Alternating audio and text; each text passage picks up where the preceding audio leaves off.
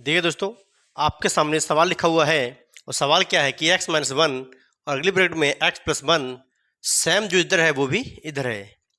यहाँ x plus one है, यहाँ x माइनस वन है।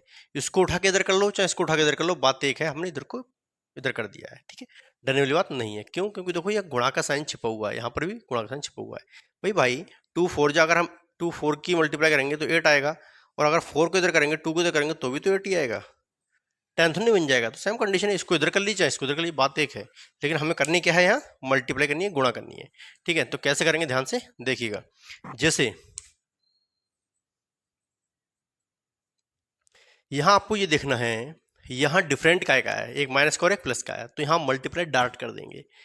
ठीक, एक्स की एक्स से करेंगे एक्स स्क्वायर आएगा, माइनस की प्लस से करेंगे तो माइनस आएगा, एक की एक्स से करेंगे एक ही कम एक आएगा, और ये बन के आंसर आपका तैयार हो जाएगा। ठीक, अब आप सोच रहे होंगे सर जो आंसर इसका आया वो इसका आएगा। बिल्कुल राइट है, सेम आएगा आंसर। लेकिन मैं आपको यहां करके दिखाऊंगा कि मैंने देखो यहां एक शॉर्टकट में सवाल हल कर दिया, माइनस प्लस था बाकी सेम था तो डायरेक्टली मल्टीप्लाई कर दी। यहां पर बिल्कुल सेम है, बिल्कुल जैसा जैसा आया है वैसा ये है, लेकिन मैं यहां पर आपको एक ही करके मल्टीप्लाई करके दिखाऊंगा तो भी आंसर आपका बिल्कुल यही आएगा। देखिए ये एक्स इसमें करेगा, फिर ये एक्स माइनस वन में करेगा, एक्स एक्स में करेगा तो क्या आएगा, एक्स स्क्वायर आएगा। ठीक है, अब x माइनस वन में करेगा तो देखिए माइनस वन एक्स आएगा। ठीक है, क्योंकि यहाँ x माइनस वन में करेगा तो माइनस का वन है तो माइनस का वन, और ये गुणा कर लेगा वन वन में। ठीक है ना, x जो है वन में गुणा करेगा तो वन एक्स हो जाएगा। अब प्लस यहाँ पर ही प्लस है तो यहाँ क्या आएगा, प्लस आएगा आपका। ठीक है, वन एक्स में करेगा गुणा तो फिर वन एक्स, हमने क्या बताया, ये x पूरे में करेगा गुणा, फिर ये इस पूरे में करेगा।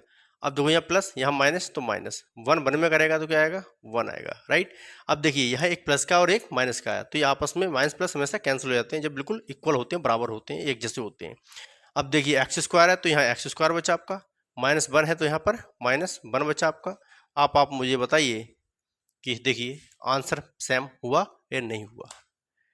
इस सवाल को मुझे पता है कि 10 में से मुश्किल से बता रहा हूँ, मुश्किल से बता रहा हूँ मैं कि 5% बच्चे ही कर सकते हैं, क्योंकि ये कन्फ्यूजन वाले सवाल लगते हैं बच्चों को और बच्चों से नहीं हो पाते हैं। क्लास 10th वाले, 9th वाले, 6th 7th 8th वाले जो बच्चे हैं उनसे सवाल हो नहीं पाते, इसलिए वो पीछे रह जाते हैं। और जो बोर्ड एग्जाम में ज़्यादातर सवाल इसी प्रकार के आते हैं। तो ये है कि आप इसको कर लीजिएगा और आगे ये प्रयास करना है। ठीक है, तो ये 10 में से 5 लोग कर सकते हैं, इसलिए हम बता रहे हैं, इसको कर लीजिएगा।